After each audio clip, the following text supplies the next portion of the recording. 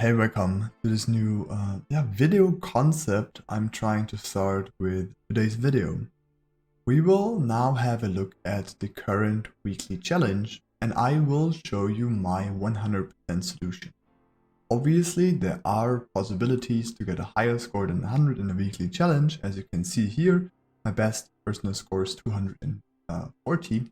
But the goal of this video is not going to be to show you my option or maybe like achieve rank 1 in the weekly challenge. No, the goal is going to be I'm going to show you a build that is able to hold the weekly challenge, and I'm going to talk about the positioning because I know there's a lot of positioning questions out there.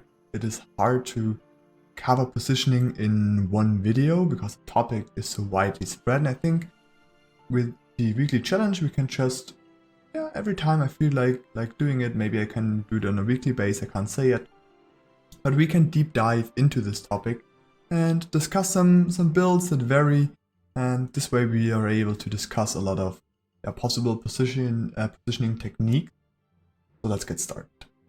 As you can see here, this is the build for my current weekly challenge, and I think let's run it first and see what's happening.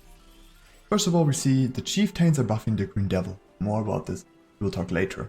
The first chieftain here is tanking a few of the drill golems, which is exactly what you want to do, right? You want to try and share the aggro between as many units as possible. Next on, the Daphnes are on the same side to make sure that they are attacking the same target to increase the burn on one specific unit. Alright, let me show you real quick this build in the tab menu. You can see it here. And now I think I want to explain you how you should approach such a thing in terms of either playing the weekly challenge or how to analyze a build and see where there might be weaknesses and where you can actually improve. First of all, you have to identify what are the strengths of your build. For example, I can see it now. I have 2 buffs. Strength is in the most case some sort of synergies. So we have buffs from the chieftains, and what is very important with the chieftains is that you want to target a unit that maybe even gets more HP than the 1350 they buff. In this case it's the green devil, right? Other examples would be the Sorrow that has 25% dodge. Or a Linus, possibly. So as we buff the green devil has 35 plus 1 damage reduction on top, so we increase the effective HP by 35%, and even though there are gonna be drill golems that deal impact damage, which is generally good against the arcane defense of a green devil, it is still gonna profit for us. Alright, this is thing number 1. Other synergy is gonna be the Daphne. The Daphne's passive is a mark that is gonna be set on one unit, and every unit that is attacking that unit that is marked by the Daphne is dealing additional bonus damage. And you can get up to 4 Daphnes, I think it is. It's always like between 3 and 4 Daphnes to get the maximum amount of marks, which is 10 on one target.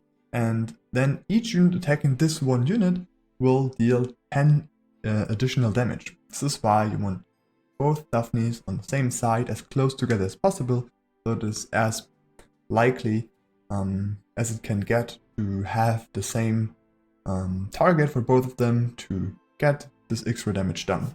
And you obviously want to do all the damage units at the same side to have the possibility to all attack this one unit you want to demolish.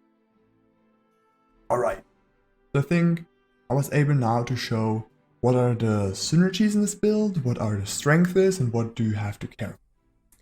Next on, it is always important to identify where are my tanks or my meat shields, whatever, and which units actually deal damage. And I think it's quite hard in this concept here to see, because my main damage is pierce, right? I do have Daphnes, I have a bunch of consorts.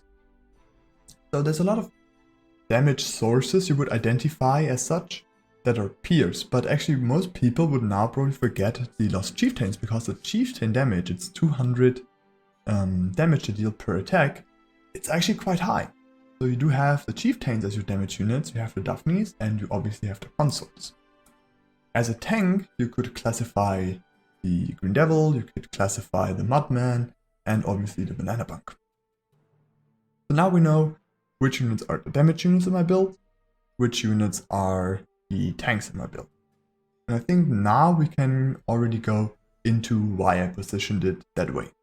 First of all, I think I explained it with the Daphnes already, that you want to concentrate all your damage on one side to make sure that they're bursting down a unit together with the help of the Daphnes. On top of this, you want to make sure that the chieftains are gonna buff your Green Devil.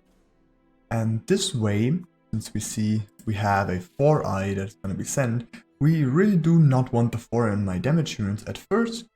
So what we should do for sure is make sure the 4-eye is gonna attack the Green Devil. This is why the Green Devil is one field to the center compared to the Chieftain, which has the same height split on the other side. So the 4-eye will concentrate on the Green Devil first. If you want to know more about why the 4-eye is going on this unit, go check out my splitting guide, I will explain it there. Next on, I said it at the very beginning, you want to make sure that your units split tank. This means that you want to share aggro on multiple units at the same time. This will increase the chance to hold for you and decrease the leak amount in case you do leak. Why is that the case? Because the more targets that are getting attacked, the longer they each live, since the units are spreading up their damage and your units are just living longer overall and are able to deal more damage. Exactly that's gonna happen, right?